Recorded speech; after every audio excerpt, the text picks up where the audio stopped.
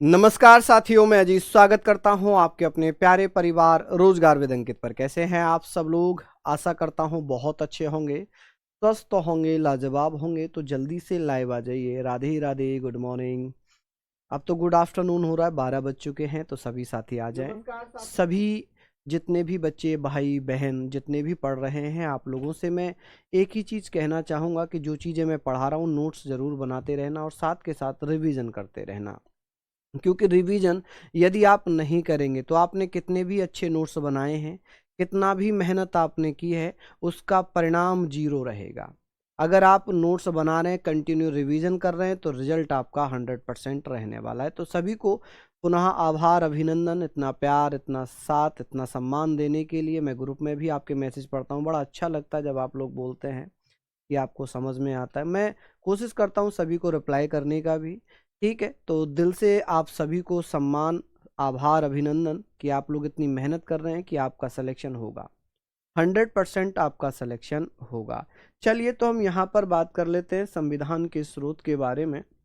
संविधान के स्रोत अगर हम बात करेंगे तो हम लोगों ने बात की थी कि भारतीय संविधान में जो संविधान निर्माता थे, जिन्होंने संविधान का निर्माण किया, लगभग 60 देशों के संविधानों को पढ़ा और उसके बाद 10 देशों के संविधानों को सेलेक्ट कर लिया, जिसमें ब्रिटेन, फ्रांस, अमेरिका, रूस, Germany, Japan, south Africa, Canada, Australia, ठीक है, ये सारे देशों से कुछ ना कुछ भारतीय संविधान में लिया गया।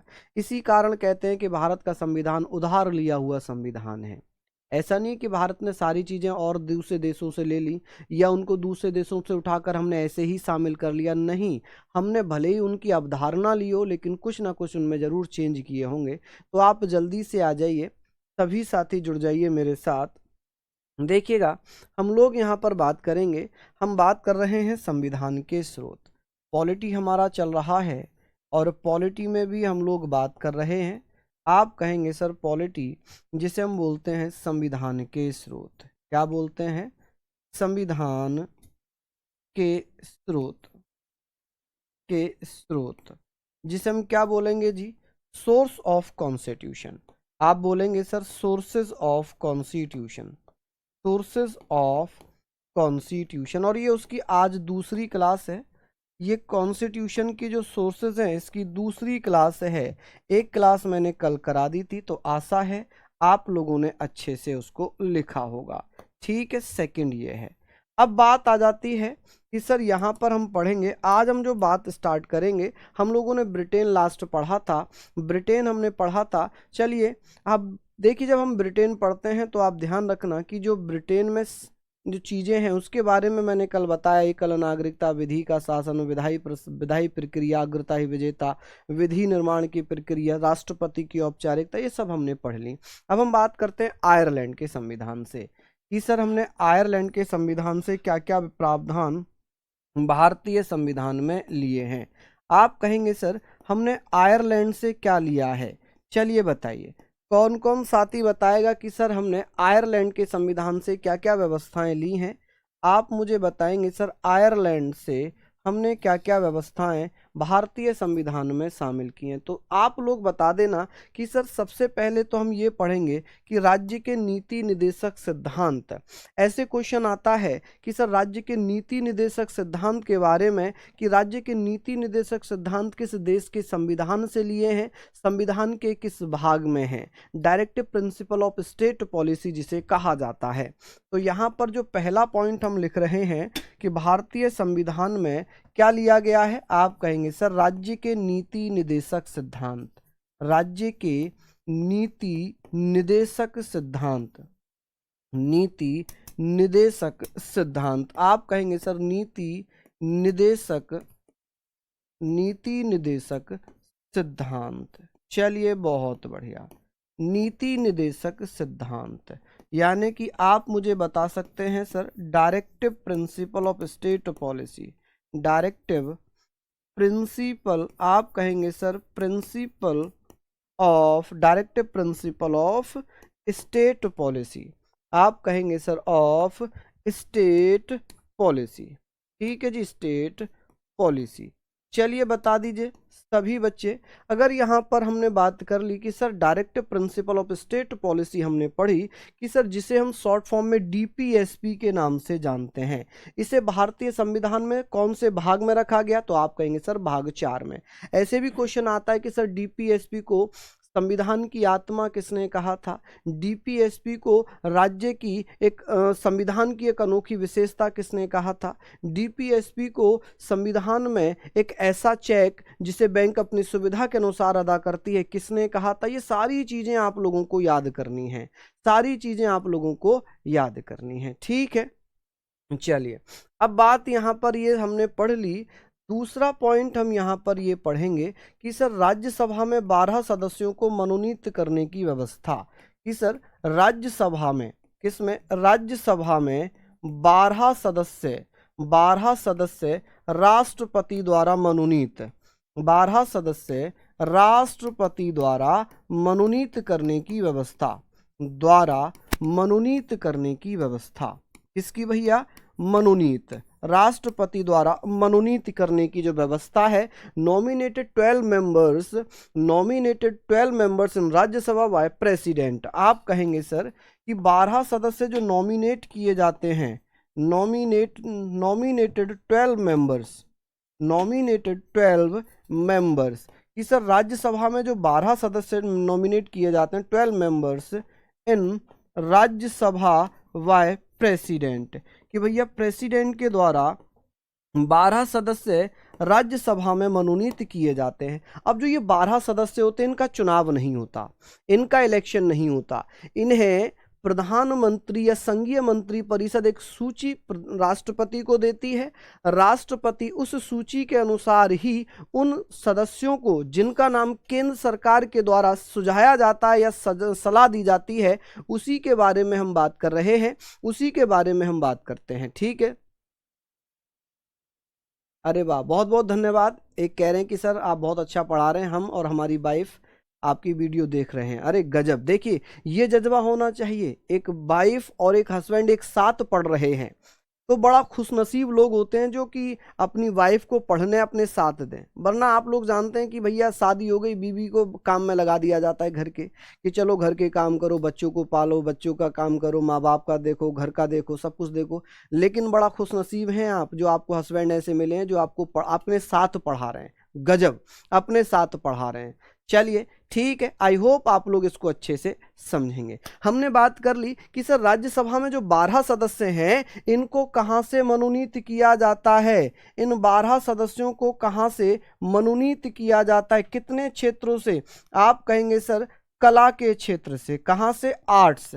आप बताइएगा सर आर्ट्स के क्षेत्र से। कहां से भैया, कला या आर्ट्स के क्षेत्र से हम कह सकते हैं। आप कह सकते हैं सर विज्ञान के क्षेत्र से, जिसने विज्ञान में काफी अच्छा काम किया हो, साइंस, ठीक है। चलिए, जिसने साइंस में बहुत अच्छा काम किया हो तो आप कह सकते हैं कि सर उसे भी राज्यसभा में राष्ट्रपति के द्वारा मनोनीत किया जा सकता है। नेक्स्ट हम लोग कह सकते हैं सर साहित्य के क्षेत्र से, जिसने साहित्य में बहुत अच्छा काम किया हो, लिटरेचर जिसको हम कहेंगे सर, साहित्य यानी कि लिटरेचर। आप बताइएगा सर लिटरेचर के बारे में, जल्दी से आप लोग बताएं कि सर लिटरेचर, साहित्य में जिसने बहुत अच्छा काम किया हो, नाम प्रसिद्धि कमाई हो, उसके बारे में हम बात करते हैं। चलिए बहुत बढ़िया। अब बात आती है सर ऐसा क्षेत्र जो समाज सेवा से जुड़ा हुआ हो। आप कहेंगे सर समाज सेवा, ऐसा व्यक्ति जो समाज सेवा से जुड़ा हुआ हो, सोशल सर्विस कह सकते हैं इसको। आप कहेंगे सर सोशल सर्विस, ठीक है, कि भैया सोशल सर्विस से भी क्या किया जाएगा, चुना जा सकता है, सर्विस, ठीक है जी। तो इनका चुनाव नहीं होता, इन्हें राष्ट्रपति डायरेक्ट राज्यसभा में सदस्य या एमपी बना देते हैं। लेकिन बात यह है कि भैया ये बताइए कि इन्हें क्या 4-4 करके बांट दिया कि 4 कला से, 4 विज्ञान से, 4 साहित्य से, 4 समाज सेवा से? नहीं, तो इन्हें भैया हो सकता है 3 कला से हो सकता है 5 कला से हो जाए, हो सकता है 4 कला से हो जाए, हो सकता है 2 विज्ञान से हो जाए। तो ये कोई फिक्स नहीं है नंबर किसने कहां से चुने जाएंगे, ठीक है। अब इनके लिए सिफारिश कौन करता है, तो आप कहेंगे सर केंद्र सरकार सिफारिश करती है, ठीक है। चलिए, कौन, केंद्र सरकार सिफारिश करती है। चलिए ये हमने पढ़ा। अब बात करेंगे सर, हमने तीसरा पॉइंट पढ़ना है। तीसरा पॉइंट पढ़ना है कि राष्ट्रपति का जो निर्वाचक मंडल है, राष्ट्रपति का निर्वाचक मंडल, प्रेसिडेंट्स इलेक्टोरल कॉलेज, राष्ट्रपति का निर्वाचन मंडल और पद्धति कि राष्ट्रपति का चुनाव कैसे होगा, कौन राष्ट्रपति के निर्वाचन में हिस्सा लेंगे। तो राष्ट्रपति के निर्वाचन में आप मैं क्या हिस्सा ले सकते हैं? नहीं। फिर कौन लेगा? आप कहेंगे सर राष्ट्रपति के निर्वाचन में हमारे द्वारा निर्वाचित व्यक्ति या मेंबर ऑफ पार्लियामेंट, सांसद, लोकसभा राज्यसभा के सदस्य जो जीते हुए सदस्य हैं, राज्य विधानसभाओं के जीते हुए सदस्य राष्ट्रपति के चुनाव में हिस्सा लेते हैं। अब पद्धति का मतलब है manner of the election of the president कि राष्ट्रपति का चुनाव किस पद्धति से होता है, मेथड ऑफ द इलेक्शन कह सकते हैं। तो आप कहेंगे सर प्रेजेंट में 470 है भैया, 470 है, ठीक है। हाँ जी। अब मैंने कल मैंने बताया भी था, शायद कल या परसों मैंने बताया था कि वर्तमान समय में 470 है, 2022 के समय 448 थे। ये मैंने पहले भी डिटेल में डिस्कस कर दिया था। प्लीज इन चीजों को थोड़ा सीरियस लिया करो, इन चीजों को थोड़ा सा सीरियस लिया करो, ठीक है। चलिए बहुत बढ़िया, हम लोग अच्छा पढ़ रहे हैं। और आप लोग ध्यान रखना, राष्ट्रपति का निर्वाचक मंडल, क्या भैया? राष्ट्रपति का निर्वाचक मंडल। कौन सा? निर्वाचक मंडल का मतलब है कि राष्ट्रपति को कौन कौन लोग वोट कर सकते हैं। निर्वाचक मंडल एवं पद्धति कि उसका चुनाव कैसे होता है, पद्धति। देखिएगा, अगर मैं बात करूं तो आप कहेंगे सर प्रेसिडेंट्स, आप कहेंगे सर प्रेसिडेंट्स इलेक्टोरल कॉलेज। क्या कहेंगे सर आप कहेंगे सर इलेक्टोरल कॉलेज। क्या हो जाएगा जी? आप कहेंगे sir electoral college, electoral college and method कि उसका चुनाव कैसे होगा, मेथड। चलिए भैया बहुत बढ़िया, उसका चुनाव। जैसे हमें ये पता है कि राष्ट्रपति का जो निर्वाचक मंडल है इसमें कौन कौन लोग हिस्सा लेते हैं। जो इलेक्टोरल कॉलेज है, जैसे कि संसद के जीते हुए सदस्य, जैसे राज्य विधानसभाओं के जीते हुए सदस्य राष्ट्रपति का निर्वाचक मंडल होता है। वैसे ही पद्धति कि राष्ट्रपति का चुनाव कैसे होगा, अप्रत्यक्ष रूप से, इनडायरेक्ट इलेक्शन होगा। लेकिन कौन करेगा उस चुनाव को? तो आप कहेंगे सर संसद के जीते हुए सदस्य, राज्य विधानसभाओं के जीते हुए सदस्य, इनडायरेक्ट रूप से राष्ट्रपति का चुनाव होता है। ये सारी जो व्यवस्थाएं हैं सर, ये क्या है दिखाना भैया, बड़ा कंफ्यूज है इनका क्वेश्चन, डाउट क्लियर करते हैं पहले। ये कह रहे हैं सर 1935 के एक्ट में 321 था, बता आपने 250 बताया। भाई आपने फिर मुझे लग रहा है क्लास नहीं लिया, आप एक बार दोबारा क्लास लो, एक बार दोबारा क्लास लो। मैंने कहा कि अनुच्छेद 200, लगभग 200 अनुच्छेद भारत शासन अधिनियम 1935 से लिए हैं। मैंने ये कहा, मैंने ये नहीं कहा कि सारे ही अनुच्छेद 1935 के भारतीय संविधान में शामिल कर लिए। मैंने कहा कि जो भारत शासन अधिनियम 1935 में अच्छे अच्छे अनुच्छेद थे, लगभग 250, उन्हें शामिल कर लिया है, बस और कुछ नहीं। चलिए बहुत बढ़िया, शानदार। यहां तक हमने ये चीजें पढ़ ली कि सर राज्य के नीति निदेशक सिद्धांत हमने कहां से लिए हैं? आप कहेंगे आयरलैंड के संविधान से। राज्यसभा में 12 सदस्यों को मनोनीत करने की व्यवस्था कहां से ली है? आयरलैंड के संविधान से। कौन मनोनीत करता है? राष्ट्रपति। कितने क्षेत्रों से? कला, विज्ञान, साहित्य, समाज सेवा। अब बात आती है सर सचिन तेंदुलकर की। सचिन तेंदुलकर को राज्यसभा में मनोनीत किया गया बिना चुनाव के। सचिन इलेक्शन नहीं लड़े थे, उन्हें राष्ट्रपति के द्वारा राज्यसभा का सदस्य बनाया था।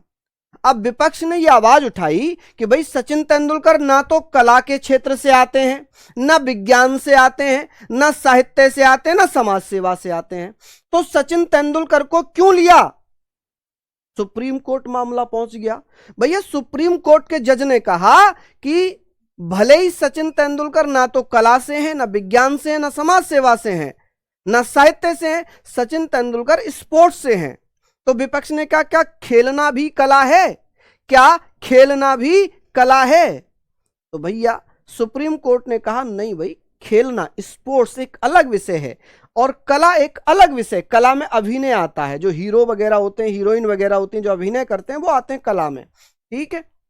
नृत्य के बड़े नाम हो गए, बड़े डांसर्स हो गए, बड़े संगीतकार हो गए, बड़े अभिनेता हो गए, अभिनेत्री हो गई, हीरो हीरोइन हो गए। लेकिन भैया स्पोर्ट्स से नहीं है, स्पोर्ट्स अलग है। तो सचिन तेंदुलकर को क्यों क्यों भैया मनोनीत किया? तो सुप्रीम कोर्ट ने कहा कि सचिन तेंदुलकर को सुप्रीम कोर्ट में इसलिए मनोनीत किया गया, इसलिए नॉमिनेट किया गया है क्योंकि सचिन तेंदुलकर ने क्रिकेट के क्षेत्र में एक बहुत बड़ा नाम कमाया है। सचिन तेंदुलकर को गॉड ऑफ क्रिकेट कहा जाता है, ठीक है, क्या कहा जाता है? गॉड ऑफ क्रिकेट कहा जाता है, ठीक है। तो उनका नॉमिनेशन व्यर्थ नहीं है, वैलिड बता दिया सुप्रीम कोर्ट ने, ठीक है। चलिए यहां तक आपने लिखा होगा। अब बात हम करेंगे भैया अमेरिका के संविधान से। चलिए आप बताइए सर, हमने अमेरिका के संविधान से क्या क्या लिया है? आप कहेंगे सर अमेरिका के संविधान से, अमेरिका के संविधान से, भारतीय संविधान में सारी चीजें लगभग तो पता ही होंगी आपको, फिर भी मैं आपको कुछ भैया यहाँ पर रिवीजन के तौर पर बता देता हूं। आप कहेंगे from the constitution of USA, आप कहेंगे फ्रॉम द कॉन्स्टिट्यूशन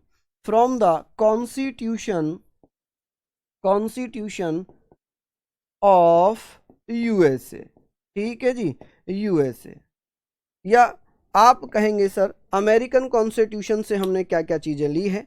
तो आप कहेंगे सर पहला पॉइंट हम लिखेंगे सर मूल अधिकार। क्या लिखेंगे? मूल अधिकार। अब आप लोगों को मैंने बताया कि सर जो मूल अधिकार हैं ये हमने कहां से लिए हैं? मूल अधिकार, फंडामेंटल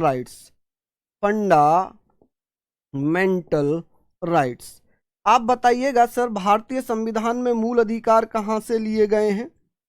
आप कहेंगे अमेरिका के संविधान से, अमेरिका के संविधान से, और अमेरिका के संविधान से मूल अधिकार लिए हैं। लेकिन मैं ये कहूं कि अमेरिका का जो संविधान था, ओरिजिनल कॉन्स्टिट्यूशन ऑफ यूएसए, उसमें मूल अधिकार नहीं थे, उसमें मूल अधिकार नहीं थे। अब आप कहोगे सर मूल अधिकार नहीं थे, अच्छा फिर हमने अमेरिका से कैसे ले लिए? कि सर हमने अमेरिका से कैसे ले ली जब अमेरिका में ही नहीं थे? तो आप कहेंगे सर अमेरिका का संविधान बना था 1787 में, 1787 में, और उसको लागू किया गया था 1789 में, 1789 में। लेकिन मूल अधिकार ऐड किए गए थे अमेरिका के संविधान में 1791 में, ठीक है। तो आप ऐसे इसको लिख सकते हैं, संविधान बना कब भैया इनका? संविधान, आप कहेंगे सर इनका जो संविधान है, अमेरिका का संविधान बना कब है? आप मुझे बताइए सर, इनका संविधान बना है 1787 में। इसको लागू कब कर दिया था? संविधान को लागू किया था 1789 में। और मूल अधिकार कब जोड़े थे इसमें? मूल अधिकार अमेरिका के संविधान में मूल अधिकार कब जोड़े गए थे? आप कहेंगे सर अमेरिका के संविधान में मूल अधिकार कब जोड़े गए हैं? मूल अधिकार इसको जोड़ा गया भैया, मूल अधिकार जोड़े, कब जोड़े गए थे, कब एड ऑन किए गए थे? आप कहेंगे सर एड ऑन कब किया गया था फंडामेंटल राइट को? तो आप बताएंगे सर 1791 में। कब? 1791 में। और जब मूल अधिकार अमेरिका के संविधान में जुड़ गए, वहां से भारत ने मूल अधिकारों को भारतीय संविधान में रख दिया, ठीक है। दूसरा पॉइंट है कि सर प्रस्तावना की भाषा, मैंने आप लोगों को बताया था क्या प्रस्तावना की भाषा है? नहीं। आप कहेंगे सर प्रस्तावना का विचार, कि सर जो हमारी भारतीय प्रस्तावना है इसकी विचार कहाँ से लिया गया है? विचार यानी कि आइडिया ऑफ प्रियम्बल कहाँ से लिया है? आप बताएंगे sir idea of preamble, idea of preamble ये हमने कहाँ से लिया है? आप बताएंगे सर अमेरिका के संविधान से। अब एक क्वेश्चन और बनता है कि सर हमने तो ये पढ़ा था कि सर अमेरिका के संविधान से हमने मूल अधिकार लिए हैं, प्रस्तावना के विचार लिया है, बस इसमें याद ही करना पड़ेगा भाई, इसमें आपको याद करना पड़ेगा, बस समझना इतना है कि किस देश से क्या क्या व्यवस्थाएं ली गई हैं। अगर यहाँ थ्योरी बहुत ज्यादा रही होती तो मैं कहानियां बना देता, मैं कहानियां बनाकर बताता, लेकिन इसमें कहानी नहीं बनेगी। आप खुद बताओ, जो फैक्ट, डायरेक्ट फैक्ट दिया हुआ है कि अमेरिका से ये फैक्ट लिए गए हैं, इसमें मैं क्या कहानी बना सकता हूं? मैं क्या कहानी बना सकता हूं? नहीं बन सकती कहानी, ठीक है। कहानी बनती जब बहुत ज्यादा थ्योरियां होती हैं, ठीक है। मजा आ रहा है पढ़ने में सागर? बस ऐसे ही मजे लेते रहो बेटा पढ़ने में, चलिए ऐसे ही पढ़ते रहो। आगे बात करते हैं कि सर आइडिया ऑफ प्रियम्बल हमने किस देश के संविधान से लिया है? तो अमेरिका के संविधान से। ठीक है, अब बात आती है सर यहां पर थर्ड नंबर पर कि उपराष्ट्रपति का पद हमने कहां से लिया है? आप कहेंगे सर उपराष्ट्रपति का पद, कि भारतीय संविधान में उपराष्ट्रपति का पद पोस्ट ऑफ वाइस प्रेसिडेंट, आप कहेंगे sir post of vice president, भारतीय संविधान में जो उपराष्ट्रपति है ये हमने किस देश के संविधान से इंस्पायर्ड होकर पद बनाया है कि भारत में एक उपराष्ट्रपति होना चाहिए? तो आप कहेंगे सर वाइस प्रेसिडेंट की जो पोस्ट है ये अमेरिका के संविधान से प्रेरित है। किसके संविधान से इंस्पायर्ड है? अमेरिका के संविधान से इंस्पायर्ड है। शुभम जी बहुत बहुत धन्यवाद। चलिए फुल मौज आ रही है तो सार कह रहे हैं चलिए ऐसे ही मौज लेते रहिए, ऐसे ही मौज लेते रहिए, क्योंकि इसमें मौज लेना ही अच्छा है। जहां आपने अगर आपको ये लगेगा कि अरे भाई ये तो बड़ा टफ टॉपिक है, संविधान के स्रोत याद कैसे करेंगे, हो कितना टफ है, कितना टफ है, तो ये भैया बहुत टफ हो जाएगा और याद भी नहीं होगा, ये याद भी नहीं होगा। ठीक है जी, ये याद भी नहीं होगा, फिर तो बड़ा दिक्कत हो जाएगी। जिस दिन आपने इसको ये समझ लिया कि ये बोरिंग टॉपिक है, बस समझ लो आउट ऑफ माइंड है। अगर मजा आ रहा है मजे के साथ पढ़ो। डायरेक्ट पूछता है ना उपराष्ट्रपति का पद भारतीय संविधान में कहां से लिया गया है?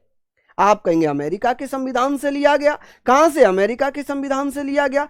स्वतंत्र न्यायपालिका कहां से ली गई है?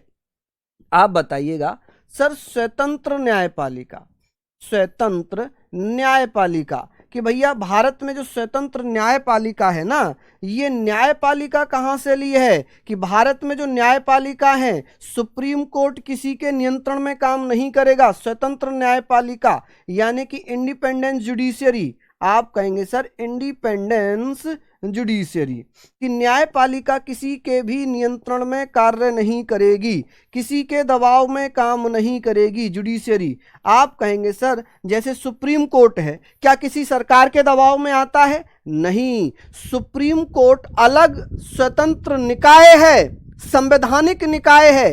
राष्ट्रपति का पद भैया ब्रिटेन के राजा के समान है। जब मैंने ब्रिटेन बताया ना, वहां लिखा भी था कि राष्ट्रपति औपचारिक प्रधानता के रूप में हमने कहां से लिया था? ब्रिटेन से, कि भैया ब्रिटेन के संविधान से भारत में राष्ट्रपति की औपचारिकता ली है, कि जैसे ब्रिटेन में ब्रिटेन का राजा नामात्र का प्रमुख है, वैसे ही भारत में भारत का राष्ट्रपति नामात्र का प्रमुख है।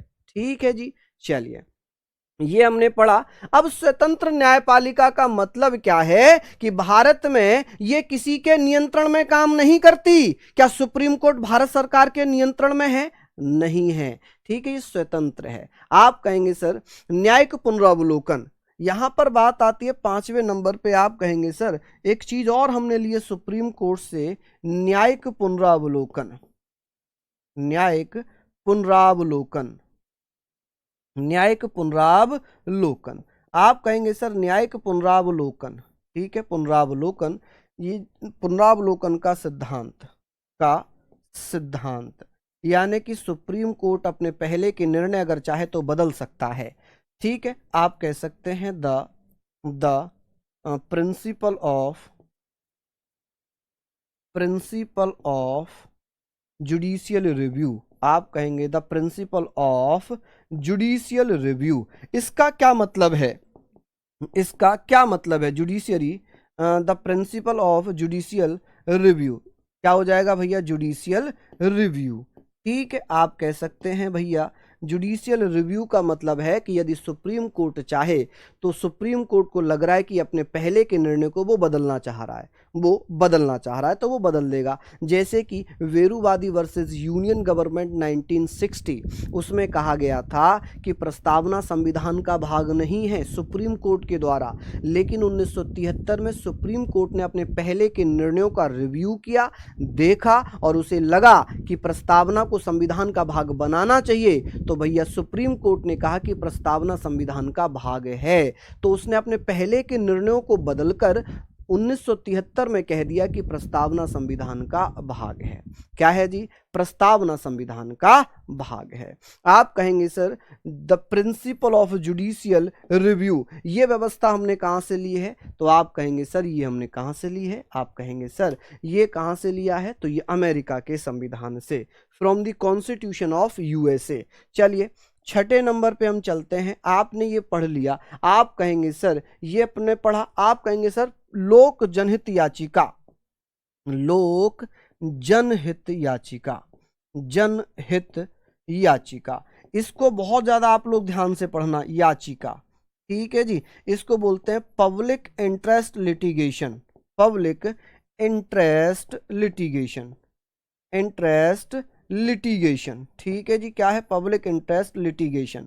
अब ये मुझे आप लोग बताएं कि सर इसमें क्या होता है कि न्यायालय कभी कभी अपने आप भी स्वतः संज्ञान ले लेते हैं, या कोई वकील भैया पीआईएल फाइल कर देता है कि पब्लिक के हित में यदि कोई काम है तो उसके लिए भैया कोई भी व्यक्ति पीआईएल फाइल कर सकता है, लोक जनहित याचिका फाइल किया जा सकता है, ठीक है जी। समझ रहे हैं आप मेरी बात? तो आप कहेंगे सर भारत में जनक कौन है? भारत में पीआईएल का जनक किसे माना जाता है?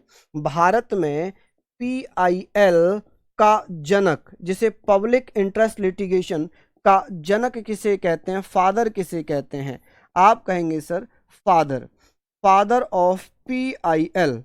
किसको बोल रहे हैं भाई? Father of PIL, public interest litigation. तो आप कहेंगे सर पीएन भगवती। बहुत अच्छा क्वेश्चन आता है कि सर लोक जनहित याचिका के जनक किसे कहते हैं? तो न्यायमूर्ति पीएन भगवती। कौन भैया? पीएन भगवती। चलिए ये हमने पढ़ लिया। अब हम बात करेंगे सर अमेरिका के संविधान से राष्ट्रपति को हटाने की एक प्रक्रिया ली है जिसे हम महाभियोग कहते हैं। क्या कहते हैं जी? महाभियोग कहते हैं। सिंपल था, आप लोग इसको पढ़ चुके होंगे। आप कहेंगे सर राष्ट्रपति पर महाभियोग, यदि राष्ट्रपति अपने पद का दुरुपयोग करे, राष्ट्रपति पर महाभियोग, राष्ट्रपति पर महाभियोग, महाभियोग। आप कहेंगे सर इम्पीचमेंट, यहां पर हम पढ़ रहे हैं इम्पीचमेंट।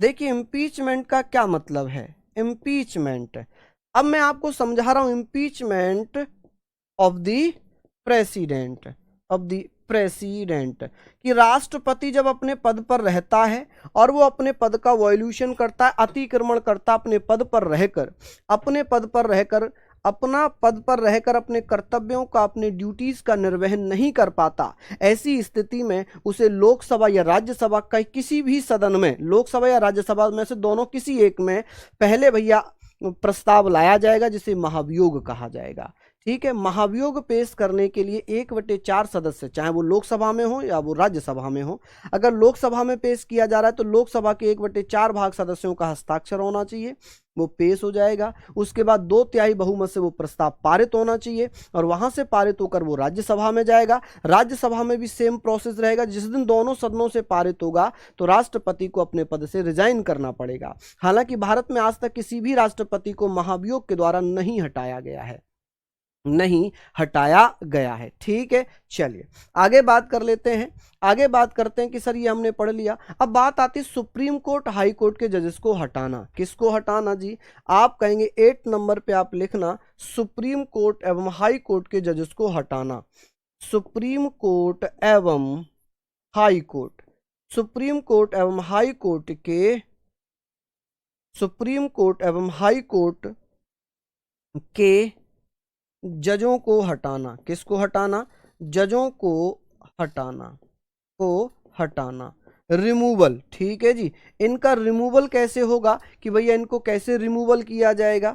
तो आप कहेंगे सर रिमूवल, कि भैया रिमूवल ऑफ जजेस, ऑफ जजेस of supreme court and high court, and high court. यदि भैया सुप्रीम कोर्ट और हाई कोर्ट के जो जजेस हैं ये भैया अपने पद पर रहकर सिद्ध कदाचार, प्रूव्ड मिसबिहेवियर या इनकैपेसिटी, असमर्थता में लिप्त पाए जाते हैं तो इन्हें भैया क्या होगा, इन्हें इनके पद से हटाने के लिए लोकसभा राज्यसभा में प्रस्ताव लाए जाएंगे, उन्हें पास कराया जाएगा, उसके बाद भैया जांच होगी, जांच के बाद इन्हें हटा दिया जाएगा। लंबा प्रोसेस है, लंबा प्रोसेस है। तो आप ये सारी चीजें बताना।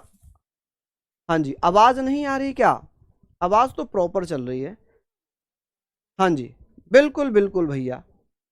चलिए, बहुत शानदार। मैं एक बार फिर से बता देता हूं कि अमेरिका के संविधान से हमने क्या लिया है, मूल अधिकार लिए हैं, प्रस्तावना ली है, उपराष्ट्रपति का पद लिया है, स्वतंत्र न्यायपालिका ली है, न्यायिक पुनरावलोकन का सिद्धांत लिया है, लोक जनहित याचिका ली है, ठीक है, पब्लिक इंटरेस्ट लिटिगेशन है, राष्ट्रपति पर महाभियोग लिया है, इम्पीचमेंट ऑफ द प्रेसिडेंट, और भैया यहां पर आप कहेंगे sir supreme court high court के जजों को उनके पद से हटाना, ये भी भैया हमने कहां से लिया, सुप्रीम कोर्ट से, सुप्रीम कोर्ट से, ठीक है जी। हाँ जी, बहुत शानदार, यहां तक हमने पढ़ लिया। अब आप लोग बताएं कि कोई दिक्कत यहां तक नहीं होनी चाहिए। अब आपको लग रहा होगा कि सर आपने ये इतना तो लिखवा दिया, हम याद कैसे करना है? इनको आप 3 बार पढ़ो, 1 बार लिखो, 3 बार पढ़ो, 1 बार लिखो, बस यकीन रखना ऐसे ही आपको याद हो जाएगा, ठीक है, ऐसे ही याद हो जाएगा। ये विश्वास रखो आप मेरे ऊपर, विश्वास रखो मेरे ऊपर, ठीक है, अच्छे से आप लोग पढ़ना। देखिए रिट अलग मामला है, वो सुप्रीम कोर्ट हाई कोर्ट में है, वो हम बाद में पढ़ेंगे वहां पर, अभी हम लोग ये पढ़ रहे हैं। तो ये सारी चीजें आपने लिख ली। अब हम यहां पर बात कर रहे हैं, किसी को कोई दिक्कत है क्या? चलिए बता दीजिए, चलिए बताइए। अब यहां पर हमने पढ़ लिया। चलिए वैसे मैं एक आपको डाउट वाली चीज बताता हूं, लिखवाऊंगा नहीं क्योंकि आपके वनडे एग्जाम में नहीं है वो। देखिए वित्तीय आपातकाल, वित्तीय आपातकाल के जो प्रावधान थे वो अमेरिका के संविधान से थे, लेकिन पता नहीं क्यों एग्जामिनर जर्मनी मानता है।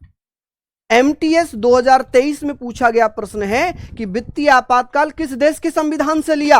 भैया आंसर क्या होना चाहिए था, जर्मनी या USA? तो USA होना चाहिए था। जब हम UPSC वगैरह में पढ़ते हैं तो वहां पर इसका फैक्ट कुछ गलत दिया हुआ है, या फिर वनडे एग्जाम में गलत दिया हुआ है, क्योंकि वनडे एग्जाम SSC के माध्यम से, स्टेट एग्जाम के माध्यम से जो आंसर आता है वो जर्मनी आता है कि भाई फाइनेंशियल इमरजेंसी 360 हमने जर्मनी से ली है, वहां से हमने वित्तीय आपातकाल की व्यवस्था नहीं ली थी, लेकिन फिर भी वनडे एग्जाम में जर्मनी आता है, तो हमें तो वही करना पड़ेगा जो एग्जाम में आएगा, है ना। मैं भले ही यहाँ लिख दूं कि वित्तीय आपातकाल अमेरिका के संविधान से आता है, तो फिर आप कहोगे अरे सर आपने तो लिखवाया था और एग्जामिनर ने वो जर्मनी मान लिया, तो भाई मैं ऐसे क्यों लिखवाऊंगा। हाँ, अगर मैं UPSC पढ़ा रहा होता आपको तो मैं ठोक कर बोलता कि आपातकाल, वित्तीय आपातकाल अमेरिका से है, लेकिन मैं यहाँ ठोक कर नहीं बोल पाऊंगा। क्यों? क्योंकि एग्जामिनर, बहुत सारे एग्जाम में जर्मनी ही माना गया है, जर्मनी ही माना गया है, ठीक है। चलिए अब हम बात करते हैं सर ऑस्ट्रेलिया के संविधान से हमने क्या लिया। आप कहेंगे सर ऑस्ट्रेलिया, जल्दी से मुझे बताइएगा कि सर ऑस्ट्रेलिया के संविधान से क्या क्या चीजें भारतीय संविधान में ली गई हैं, कि सर ऑस्ट्रेलिया के संविधान से हमने क्या क्या लिया है। ऑस्ट्रेलिया, आप कहेंगे सर ऑस्ट्रेलिया के संविधान से भारतीय संविधान में क्या क्या लिया गया है, ठीक है। आप कहेंगे सर हमने ऑस्ट्रेलिया के संविधान से, from the constitution of Australia, यहां से हमने लिया है भैया प्रस्तावना की भाषा। क्या लिया है? आप कहेंगे सर हमने यहां से लिया प्रस्तावना की भाषा। जबकि विचार हमने कहां से लिया था, बताइए जल्दी से बताइएगा, बहुत शानदार। आप कहेंगे सर यहां से हमने लिया है लैंग्वेज ऑफ प्रियम्बल।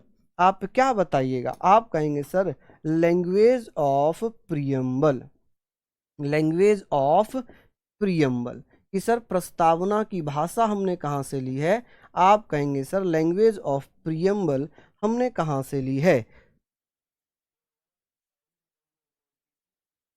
चलिए बहुत शानदार। अब आप कहेंगे सर दूसरा पॉइंट मैं यहां पर लिखूंगा कि सर समवर्ती सूची, समवर्ती सूची की अवधारणा हमने कहां से ली है, समवर्ती सूची। मैं अभी क्वेश्चन भी कराऊंगा, मैं सोच रहा हूं एक साथ ही करा देता हूं।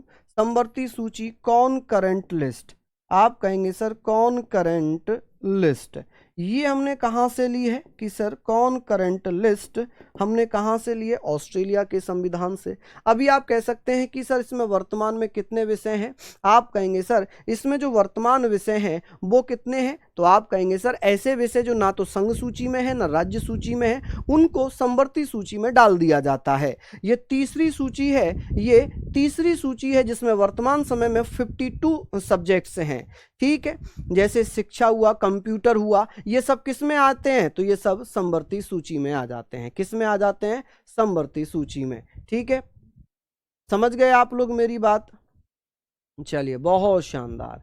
यहां पर आप लोगों ने इसको पढ़ लिया, यहां तक आप लोगों ने इसको पढ़ लिया होगा। चलिए, अब बात आती है, यदि लोकसभा और राज्यसभा में किसी भी साधारण विधेयक पर आपस में मतभेद होता है, डिस्ट्रीब्यूशन रिलेटेड टू द एक ordinary will between Lok Sabha and Rajya Sabha, यदि लोकसभा राज्यसभा में किसी साधारण विधेयक को लेकर आपस में विवाद होता है, क्या होता है जी, विवाद होता है, तो ऐसी स्थिति में भैया राष्ट्रपति एक संयुक्त अधिवेशन बुलाते हैं, लोकसभा का, राज्यसभा का। क्या बुलाते हैं जी, लोकसभा का और राज्यसभा का, जिसे हम क्या बोलेंगे जी, जिसे हम क्या बोलेंगे, आप कहेंगे सर संसद का संयुक्त अधिवेशन। आप क्या कह सकते हैं, संसद का संयुक्त अधिवेशन, संयुक्त अधिवेशन, ठीक है, संयुक्त अधिवेशन। हालांकि हम लोग इन चैप्टर्स में भी पढ़ेंगे, यहां तो केवल प्रावधान पढ़ रहे हैं, हम लोग आगे चलकर चैप्टर्स पढ़ेंगे और चैप्टर्स में अच्छे से डिस्क्राइब करेंगे। अधिवेशन, जॉइंट सेशन, इसको हम इंग्लिश में क्या बोलते हैं जी, आप कहेंगे sir joint session, joint session of the parliament, joint session of the parliament, ठीक है जी, पार्लियामेंट, कि भैया पार्लियामेंट के बारे में हम बात कर रहे हैं। यदि किसी साधारण विधेयक पर कोई मतभेद लोकसभा राज्यसभा में हो जाए, ऐसी स्थिति में राष्ट्रपति के द्वारा क्या बुलाया जाता है, संयुक्त अधिवेशन बुलाया जाता है, ठीक है। लिखित संविधान रह गया अमेरिका, नहीं भैया, लिखित संविधान तो है ही, लिखित संविधान का प्रावधान थोड़ी लिया हमने अमेरिका से, वो तो हमने लिखा ही है अपना, वो तो हमने लिखा ही है अपना। चलिए, लिख लिया होगा आपने। चलिए आगे बात करते हैं, केंद्र और राज्यों के मध्य संबंध की सर फोर्थ पॉइंट हम यहां पर लिखेंगे कि केंद्र और राज्यों के मध्य जो संबंध है, ये व्यवस्था भी हमने कहां से ली है, आप कहेंगे सर केंद्र एवं राज्यों के संबंध, केंद्र एवं राज्यों के संबंध, संबंध, ठीक है जी, संबंध, relation between centre and state, relation between, आप कहेंगे sir relation between centre and state, centre and states, कि भैया केंद्र और राज्यों के मध्य जो संबंध है, वो जो प्रावधान है, प्रोविजन कहां से लिया गया है, ऑस्ट्रेलिया के संविधान से। कहां से, ऑस्ट्रेलिया के संविधान से। चलिए, शक्तियों का विभाजन हमने कहां से लिया है, कि सर केंद्र और राज्यों में शक्तियों का विभाजन, कि सर केंद्र और राज्यों में शक्तियों का विभाजन, ये हमने कहां से लिया है, आप कहेंगे सर ये हमने ऑस्ट्रेलिया के संविधान से लिया है। डिवीजन ऑफ पावर्स, आप कहेंगे सर डिवीजन ऑफ पावर, आप मुझे बता सकते हैं कि सर डिवीजन ऑफ पावर हमने कहां से लिया है, तो आप लोग मुझे बता सकते हैं कि sir division of powers, division of powers, कि भैया किसको कौन सी शक्तियों का विभाजन करना है, पावर्स। जैसे कि 3 सूचियां बनाकर भी किया जाता है, 7वीं अनुसूची में 3 सूचियां बनाई गई हैं, संघ सूची, राज्य सूची, समवर्ती सूची, और इनमें अलग अलग विषय बांट दिए गए हैं। संविधान में कुल कितनी बैठकें हुई थी, वैसे संसद का विषय था वो, वहां पर पढ़ते, लेकिन आपने पूछा है तो मैं बता देता हूं। अभी तक 3 संयुक्त अधिवेशन हुए हैं, 1961 दहेज अधिनियम पर, 1978 बैंकिंग अधिनियम पर, 2002 आतंकवादी अधिनियम पर। अब तक केवल 3 बार संयुक्त अधिवेशन बुलाया गया है, ठीक है। चलिए, तो वो उसका विषय जो जहां पर हमने पढ़ना पड़ेगा वहीं पढ़ेंगे। अभी तो केवल मैं सोर्स बता रहा हूं, किस देश से क्या क्या लिया है। भारत में दोहरी नागरिकता नहीं चलती, इकहरी चलती है, ठीक है। अगर इकहरी होती तो संघीय विशेषता मानी जाती। हमारे देश में सिंगल नागरिकता, एकल नागरिकता संघीय विशेषताओं में नहीं आती, ठीक है, उसे फेडरल इंपोर्टेंस में नहीं माना जाता है, ठीक है जी। चलिए, हमने बात कर लिया शक्तियों का विभाजन, और हमने ये पढ़ा था भारत शासन अधिनियम 1935 में कि 3 सूचियां बनाकर शक्तियों का विभाजन, और हमने यहां क्या पढ़ा कि भैया यहां पर पढ़ा शक्तियों का विभाजन केंद्र और राज्यों के मध्य, किसमें, केंद्र और राज्यों के मध्य है, ठीक है जी। बताइए कोई समस्या हुई क्या? चलिए, हमने यहां तक पढ़ लिया कि सर ये सारी चीजें हो गई। अब बात आएगी सर कनाडा से, कि कनाडा के संविधान से हमने क्या क्या लिया है। तो प्लीज इसको भैया नोट डाउन कर लें कि सर हमने कनाडा के संविधान से क्या लिया, कि सर कनाडा से हमने क्या क्या लिया है, कि सर कनाडा के संविधान से हमने क्या लिया है। कौन कौन साथी बताइएगा कि सर कनाडा, आप कहेंगे सर कनाडा के संविधान से हमने क्या लिया। तो सबसे पहली चीज तो ये है कि सर कनाडा के संविधान से हमने लिया है संघीय शासन व्यवस्था। संघीय शासन व्यवस्था का मतलब है फेडरल गवर्नमेंट सिस्टम। आप कहेंगे सर संघीय शासन व्यवस्था, कि भारतीय संविधान में संघीय शासन व्यवस्था हमने कहाँ से ली है, संघीय शासन व्यवस्था। ये थोड़ा सा भैया याद करना पड़ेगा, मैं बार बार थोड़ा सा फोकस कर रहा हूँ याद करने पर, क्योंकि ये टॉपिक ही ऐसा है, इसको जितना आपने याद कर लिया, और यहाँ से क्वेश्चन अच्छे खासे पूछे गए, मैं अभी कराऊंगा भी, ठीक है। आप कहेंगे sir federal government system, federal government system, कि भैया सिस्टम। आप कहेंगे सर ये व्यवस्था कहाँ से ली गई है, कि संघ ही सबसे ज़्यादा शक्तिशाली होगा, ये व्यवस्था हमने कनाडा से ली है। सशक्त केंद्र, आप कहेंगे सर सशक्त केंद्र की व्यवस्था भी हमने कहाँ से ली है, आप कहेंगे सर कनाडा से। सशक्त केंद्र यानी कि राज्य से ज़्यादा केंद्र मजबूत होगा। स्ट्रॉन्ग सेंटर की जो प्रावधान है कि सर राज्यों के मुकाबले केंद्र के पास ज़्यादा शक्तियाँ होंगी। स्ट्रॉन्ग सेंटर, आप कहेंगे सर स्ट्रॉन्ग सेंटर का जो प्रावधान है ये हमने कहाँ से लिया है, कनाडा के संविधान से। कहाँ से, कनाडा के संविधान से लिया है। आप कहेंगे सर कनाडा के संविधान से लिया है। राज्यपाल की नियुक्ति, आप कहेंगे सर राज्यपाल की नियुक्ति।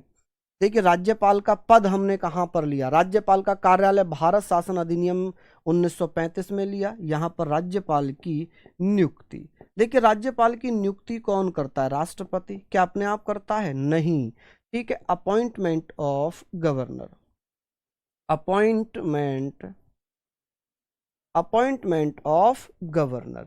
अब आपको ये बताना है कि सर राज्यपाल की जो नियुक्ति होती है गवर्नर, आप कहेंगे सर ये केंद्र की सिफारिश पर राष्ट्रपति महोदय करते हैं, कि केंद्र सरकार की सिफारिश पर राष्ट्रपति के द्वारा राज्यपाल की नियुक्ति की जाती है, ठीक है। अवशिष्ट शक्तियों का सिद्धांत भी हमने कहाँ से लिया, यहीं से लिया है। आप कहेंगे सर यहां से हमने क्या लिया है, आप कहेंगे सर अवशिष्ट शक्तियों का सिद्धांत। आप बताइएगा सर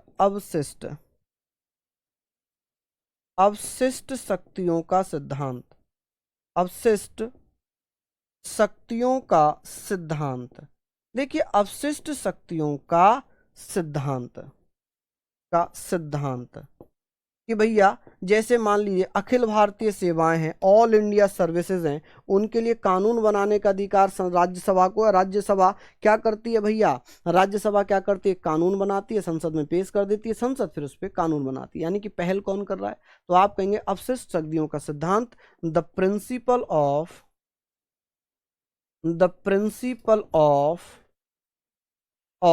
रेजिडुअल पावर। आप कहेंगे सर किसकी बात हो रही थी यहाँ पर, तो रेजिडुअल्स पावर की बात हो रही थी। किसकी बात हो रही थी, तो रेजिडुअल पावर की बात हो रही थी, ठीक है जी, रेजिडुअल पावर्स, ठीक है। कि अवशिष्ट शक्तियों का सिद्धांत हमने कहां से लिया है, आप कहेंगे सर कनाडा के संविधान से। कहां से, कनाडा के संविधान से। अब एक सबसे महत्वपूर्ण चीज ये है कि हम जानते हैं कि अनुच्छेद 143 में राष्ट्रपति क्या करता है, आप कहेंगे सर राष्ट्रपति क्या करता है जी, सलाह लेता है सुप्रीम कोर्ट से। तो सुप्रीम कोर्ट का जो सलाहकारी क्षेत्र अधिकार है, advisory jurisdiction of the supreme court, ये हमने कहां से लिया। आप कहेंगे सर इसको आपने लिख लिया होगा, मैं थोड़ा सा इसको और ऊपर कर देता हूं, लिख लिया आपने। एक यहां पर हम बात करेंगे सर्वोच्च न्यायालय, सुप्रीम कोर्ट जिसे हम कह सकते हैं, जिसे हम क्या कह सकते हैं कि भैया सर्वोच्च, दिख रहा है आपको, सर्वोच्च न्यायालय का परामर्शी क्षेत्र अधिकार या सलाहकारी क्षेत्र अधिकार। आप कहेंगे सर सलाहकारी क्षेत्र अधिकार,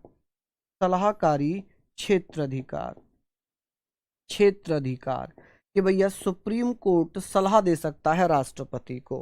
क्षेत्र अधिकार यानी कि आप कह सकते हैं एडवाइजरी जुरिक्शन, एडवाइजरी जुरिक्शन, ठीक है। तो आप लोग कहेंगे sir advisory jurisdiction, jurisdictions of supreme court, of supreme court. जैसे कि आप जानते हैं अनुच्छेद 143 आर्टिकल 143 में राष्ट्रपति सुप्रीम कोर्ट से सलाह ले सकते हैं, लेकिन उस सलाह को राष्ट्रपति माने या न माने ये डिपेंड करता है किस पर, राष्ट्रपति पर। अच्छा बिल्कुल, अंकुर मत पढ़ो, फिर मत पढ़ो बेटा। हाँ, एक बच्चा कह रहा है सर मुझे मजा नहीं आ रहा। तो भाई देखिए, पढ़ाई कभी भी मजे के लिए नहीं होती। पढ़ाई जब भी होती है, पढ़ाई जब भी होती है ना, बहुत एक ऐसे जुनून के साथ की जाती है कि भाई मेरा सिलेक्शन होना है, कुछ भी हो, कहीं से भी हो। जरूरी नहीं है कि सारे ही टॉपिक बहुत इंटरेस्टिंग आपको मिल जाएंगे, लेकिन याद रखना, आप यहां पर बताना, आप यहां पर यह बताना कि भाई ये मजे के लिए है, ये तो याद करने के लिए है, और बहुत सिंपल तरीके से समझा रहा हूं। तो मुझे लगता है कि आपको याद करना चाहिए। अब भाई आप इससे मेहनत नहीं करना चाह रहे होंगे, तो इसलिए आपको ऐसा लग रहा है कि भैया ये तो बड़ा बोरिंग है। ना ना ना ना मेरे लाल, ना कतई ना, इसको बड़ा मजे के साथ पढ़ना जी। और इनको ट्रिक अगर आप याद करोगे तो ट्रिक से कभी याद ही नहीं होंगे, ट्रिक से तो ये कभी याद ही नहीं होंगे, ठीक है। कभी पूछ ले आपसे कि भैया जुरिक्शन कब किससे पूछा जाता है, तो आप कहिएगा जी जुरिक्शन की स्पेलिंग थोड़ी गलत हो गई, आप कहेंगे सर जुरिक्शन, ठीक है, जुरिक्शन। चलिए बहुत बढ़िया। यहां पर आप लोग लिख सकते हैं कि भैया जुरिक्शन की बात हो रही थी, आप बताइए कि एडवाइजरी जुरिक्शन कहां से लिया गया सुप्रीम कोर्ट का, तो आप कहेंगे सर कनाडा के संविधान से लिया गया, ठीक है, कनाडा के संविधान से लिया गया। चलिए बहुत बढ़िया, चलो इसको लिख लो। कुछ मैं लाइन सुना रहा हूं आप लोगों को, अगर जुनून आए तो बताना, जुनून आए तो बताना। चलिए, तो ये सारी चीजें आपने पढ़ ली। अब मजा आता है कहना, ठीक है, कि मैं लिखूं खनकती चूड़ियां और मेहंदी की खुशबू को, मैं लिखूं खनकती चूड़ियां और मेहंदी की खुशबू को, तो सरहद पर सरहद का बलिदान कौन लिखेगा। मैं लिखूं आंखों का काजल और माथे की बिंदी को, मैं लिखूं आंखों का काजल और माथे की बिंदी को, तो देश पर नौछावर, देश पर नौछावर जान कौन लिखेगा। अगर मैं लिखूं पैरों की पायल और प्रेम कथाओं को, मैं लिखूं पैरों की पायल और प्रेम कथाओं को, तो वीरों का गौरवगान कौन लिखेगा।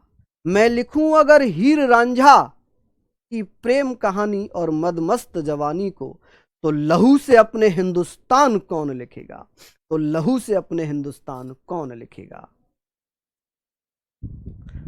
तो भैया जरूरी नहीं है कि हर चीज में आपको यहां पर जो है मजा ही आएगा, ठीक है, लेकिन ये जरूरी है, ये जरूरी है, अगर याद कर लिया आपने तो मजा ही आ जाएगा।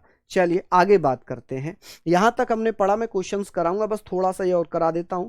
इसके बाद हम लोग लौट आते हैं किससे, हम लौट आते हैं भैया दक्षिण अफ्रीका, दक्षिण अफ्रीका, ठीक है। पढ़ाई बेटा हमेशा याद रखना कि इंजॉय के साथ करना चाहिए। साउथ अफ्रीका की बात हो रही है, दक्षिण अफ्रीका की बात हो रही है। आप कहेंगे सर साउथ अफ्रीका से हमने क्या क्या चीजें ली हुई हैं, साउथ अफ्रीका, साउथ अफ्रीका। चलिए, हालांकि आप कह रहे हैं सर बहुत मजा आ रहा है, उसको कहने दो जो कह रहा है, नहीं भाई वो भी मेरा भाई है, भले ही उसका इस समय मन कहीं और लग रहा होगा। चलिए, तो हम लोग पढ़ लेते हैं। कभी कभी होता है ना, हम व्हाट्सएप पे देखते रहते हैं तो मन हमारा वहां विचलित होता है, तो उसको आपको नहीं विचलित करना है। संविधान संशोधन की प्रक्रिया, आप कहेंगे सर संविधान संशोधन की प्रक्रिया। आप मुझे बताइए संविधान संशोधन की प्रक्रिया, कि सर संविधान संशोधन की प्रक्रिया, तो आप कहेंगे सर संविधान संशोधन अनुच्छेद 368 के तहत करते हैं। क्या करते हैं जी, अनुच्छेद 368 के तहत करते हैं। आप कहेंगे सर कॉन्स्टिट्यूशनल अमेंडमेंट प्रोसेस, इसको इंग्लिश में बोलते हैं जी कॉन्स्टिट्यूशनल, जल्दी से लिख लेते हैं समय थोड़ा सा कम है। Constitutional amendment, constitutional amendment, amendment process, ठीक है जी, प्रोसेस। कि सर संविधान संशोधन की जो प्रक्रिया है वो हमने कहाँ से लिए, यहाँ से। अच्छा, राज्यसभा में जो सदस्यों का निर्वाचन होगा, राज्यसभा के सदस्यों का निर्वाचन कहाँ से लिया गया है, राज्यसभा के सदस्यों का निर्वाचन। अभी हमने पढ़ा राज्यसभा में 12 सदस्य मनोनीत करने की व्यवस्था, तो वो हमने आयरलैंड से पढ़ा था। यहाँ राज्यसभा के सदस्यों का निर्वाचन, इलेक्शन, ठीक है। कैसे किया जाएगा आप जानते हैं कि सर अप्रत्यक्ष रूप से होता है, और भैया एकल संक्रमणीय मत प्रणाली द्वारा, सिंगल ट्रांसफरेबल वोट सिस्टम के माध्यम से होता है। Election the member of Rajya Sabha, आप कहेंगे election of members in Rajya Sabha, ठीक है जी। इलेक्शन ऑफ मेंबर्स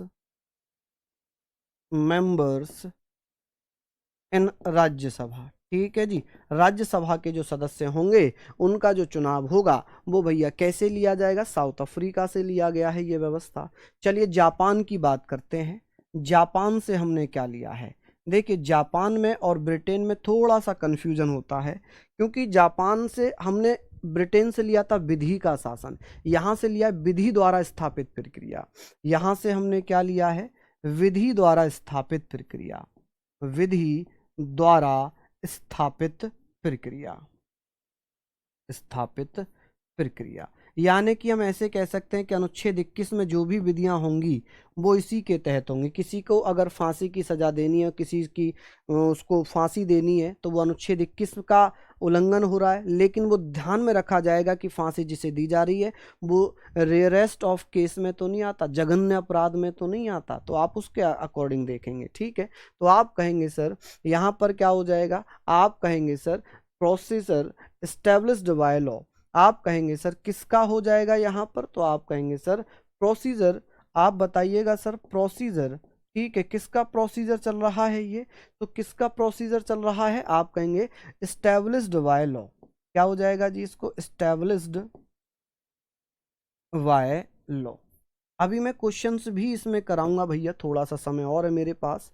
चलिए यहाँ तक हमने पढ़ लिया, आगे बात कर लेते हैं। जापान से हमने यही लिया है। जर्मनी से हमने क्या लिया, जर्मनी से आप कहेंगे सर जर्मनी से हमने आपातकाल लिया है। क्या लिया है जी, आपातकाल, कि सर आपातकाल, आप कहेंगे सर आपातकाल इमरजेंसी के जो प्रावधान हैं, इमरजेंसी, आप कहेंगे सर इमरजेंसी, आप कहेंगे सर इमरजेंसी के प्रावधान कहाँ से लिए गए हैं, तो वो हमने कहाँ से लिए, जर्मनी से। अच्छा, रूस के संविधान से हमने क्या लिया है, रूस, जिसे हम रसिया भी कहते हैं, रूस या रसिया, आप कहेंगे सर रूस से हमने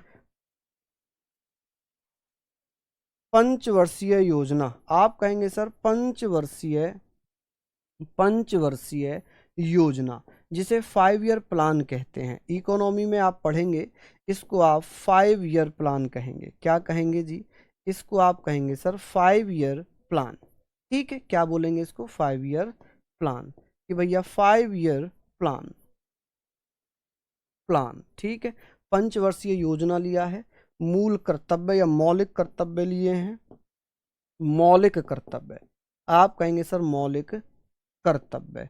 हालांकि मैंने आपको कल जब उद्देशिका पढ़ाई थी परसों, तो वहां पर मैंने लिखवाया था कि सर रूस के संविधान से न्यायिक शब्दावली ली गई है, जिसमें हम बात कर सकते हैं कि सर जैसे कि आर्थिक, सामाजिक, राजनीतिक न्याय।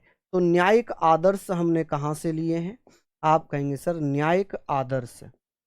न्यायिक आदर्श में मैंने आपको प्रस्तावना में लिखा दिया था, आप कहेंगे सर जुडिशियल आइडियल्स, आप कहेंगे जुडिशियल आइडियल्स हमने कहाँ से लिए हैं, तो ये हमने लिए हैं कहाँ से, रूस के संविधान से। जैसे कि सामाजिक, आर्थिक, राजनीतिक, आप कहेंगे सर सामाजिक न्याय, आर्थिक न्याय, ठीक है। कैसा न्याय, आर्थिक न्याय, और भैया राजनीतिक न्याय, कौन सा, राजनीतिक। हालांकि ये मैंने प्रस्तावना में बता दिया था, राजनीतिक न्याय, ठीक है। तो ये जो 3 प्रकार के आदर्श न्याय के हैं, ये भी हमने कहाँ से लिया है, तो आप कहेंगे सर ये हमने कहाँ से लिया है।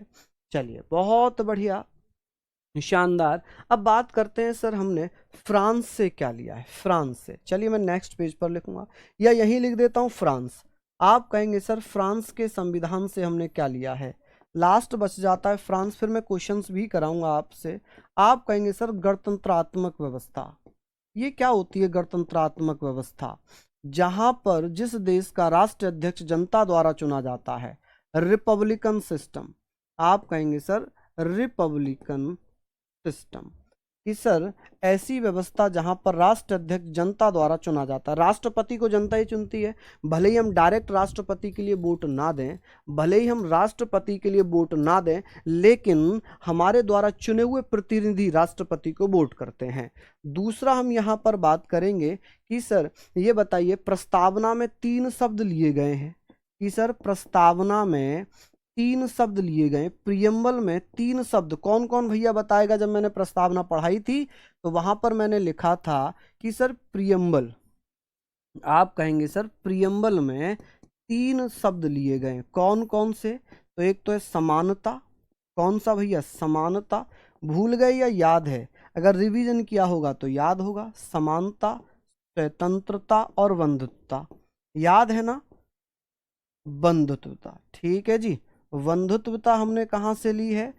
स्वतंत्रता, समानता, ये जो शब्दावली है, इक्वलिटी, इंडिपेंडेंस और फर्टर्निटी, ये हमने भैया कहाँ से ली है? तो आप कहेंगे सर ये हमने फ्रांस के संविधान से ली है। चलिए इसको आप लोग नोट डाउन करिए। मैं क्वेश्चंस आपको ज़रूर कराता हूँ, अभी मैं क्वेश्चंस भी आपको अभी करा देता हूँ, इतना आप लोग लिख लेना, पीडीएफ आपको मिल ही जाएगी, ठीक है। चलिए अब आप लोग मुझे बताइए, निम्नलिखित में से किस देश के संविधान से सर्वोच्च न्यायालय के सलाहकार क्षेत्र अधिकार को अपनाया गया है? 30/11/2023 में पूछा गया प्रश्न था। तो भैया हमने यहाँ पर पूछा, supreme court has been adopted the constitution of India from which of the following countries advisory jurisdiction. तो आप कहेंगे सर कनाडा के संविधान से लिया था। कहाँ से? कनाडा के संविधान से लिया था। तो इसको आप लोग कर देंगे, कहाँ से लिया था? कनाडा के संविधान से, ठीक है, कनाडा के संविधान से।